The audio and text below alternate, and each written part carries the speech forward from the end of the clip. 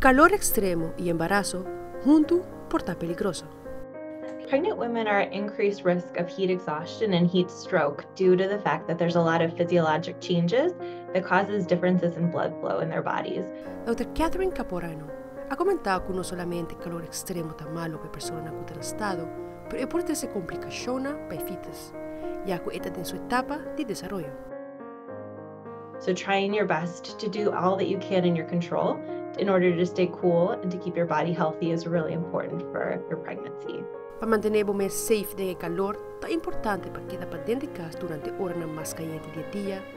Si vos sale, viste para suave y de color claro y mantener más hidratado. Es recomendable para consumir entre 8 y 12 glasses de agua por día.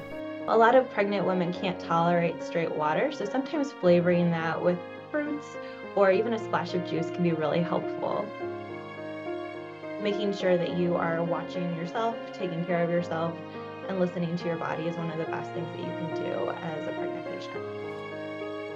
Fabiola Ángel Hernández, Patria Noticia.